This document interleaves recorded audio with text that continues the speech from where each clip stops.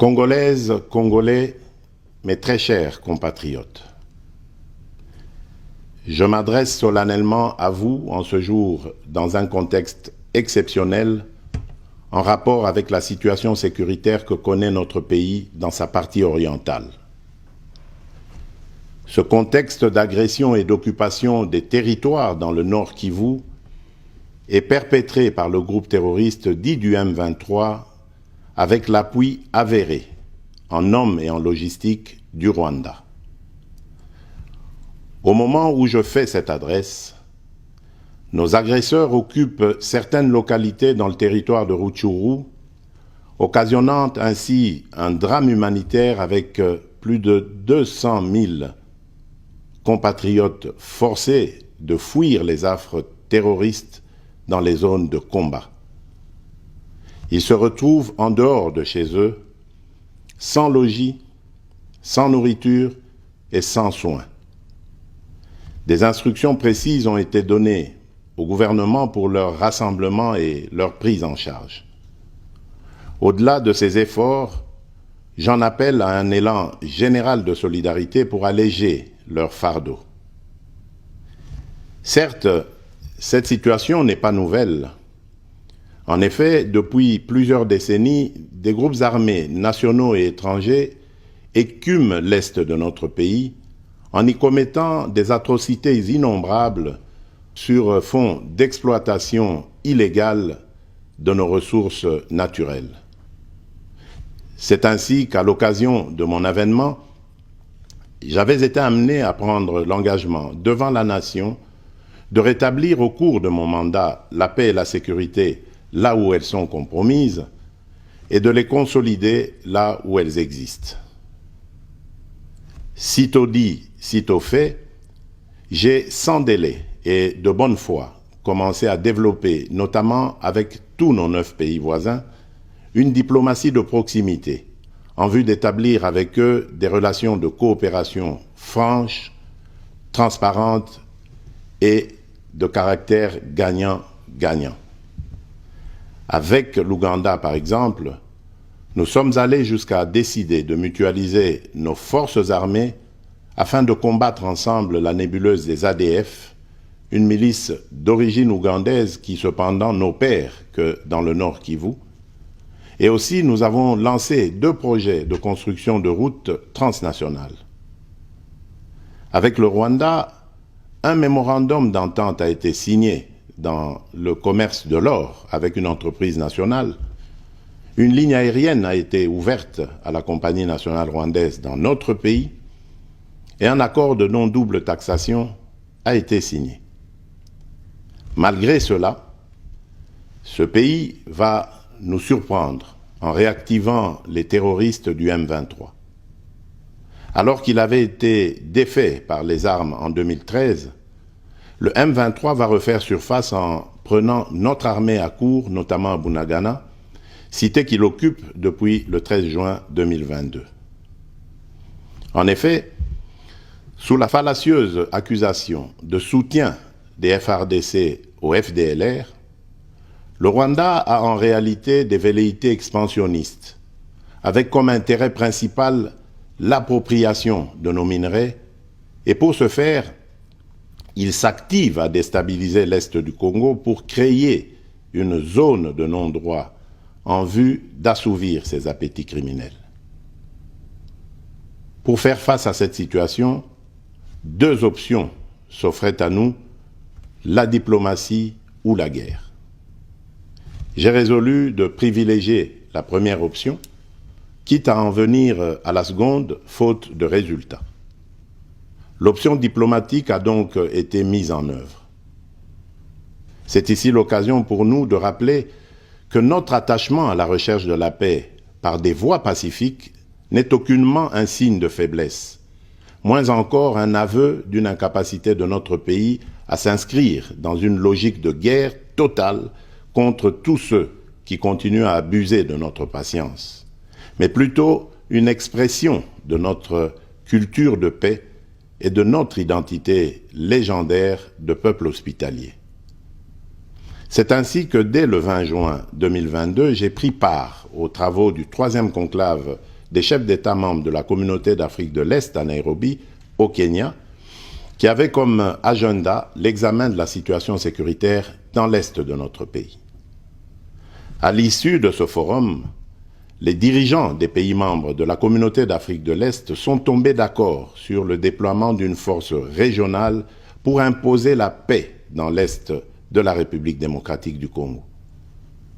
Le sommet a appelé à une cessation immédiate de toutes les hostilités à l'Est de notre pays et a demandé à tous les groupes armés, tant étrangers que locaux, à déposer les armes immédiatement et sans condition et à s'engager dans le processus politique. Le 6 juillet 2022, j'ai accepté de rencontrer à nouveau le président du Rwanda, cette fois à Luanda, sous l'égide du président João Lourenço, sous couvert de la Conférence internationale des régions des Grands Lacs africains, la CIRGL. Il en est sorti une feuille de route qui stipule entre autres objectifs normaliser les relations politiques et diplomatiques entre la République démocratique du Congo et le Rwanda. Et pour y parvenir, la première action retenue, arrêt des hostilités et retrait du M23 des positions occupées conformément au communiqué final de Nairobi. Une fois de plus, aucune avancée sur le terrain de la paix attendue par notre population n'a été observée.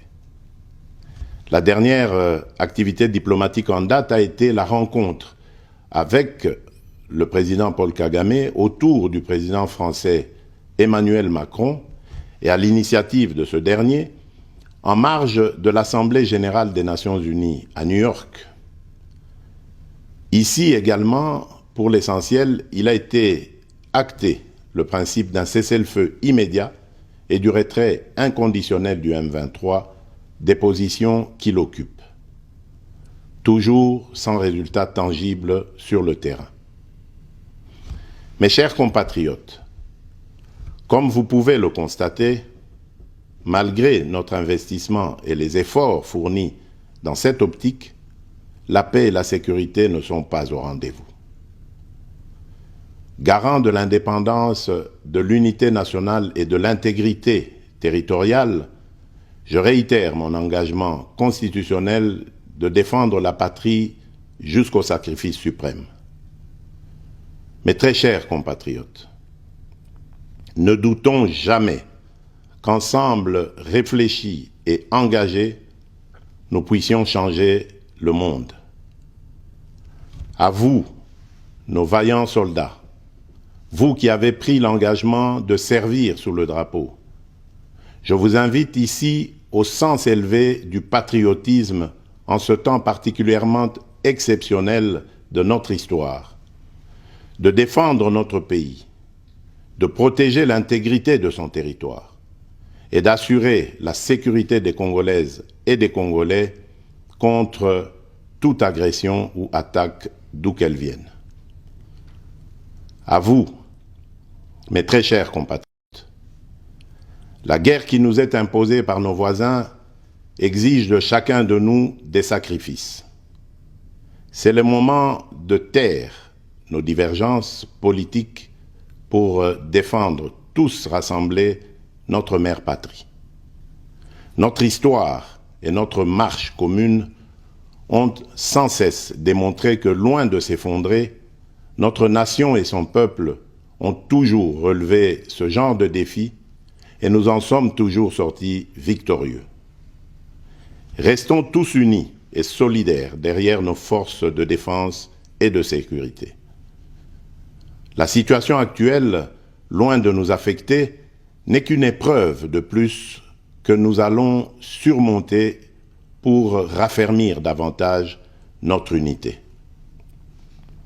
Au-delà de tout clivage politique, idéologique, religieux et tribal, la défense de la mère patrie est le seul objectif qui doit nous unir en ce moment. Le pays nous appelle. La nation a besoin de l'engagement de toutes ses filles et de tous ses fils. Je vous appelle à ne pas céder aux propos xénophobes et autres discours de haine ou de stigmatisation des communautés rwandophones, dont l'asservisseur se sert pour faire du chantage et de la manipulation.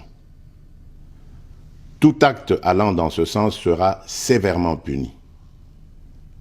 En réponse à la forte demande de la jeunesse, j'invite celle-ci à s'organiser en groupe de vigilance en vue d'appuyer et d'accompagner et de soutenir nos forces armées, nos forces de défense dans l'accomplissement de leur noble mission.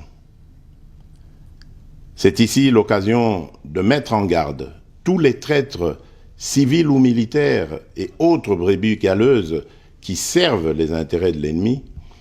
Ils seront exposés à la rigueur de la loi en ayant le juste châtiment que mérite ce genre de comportement.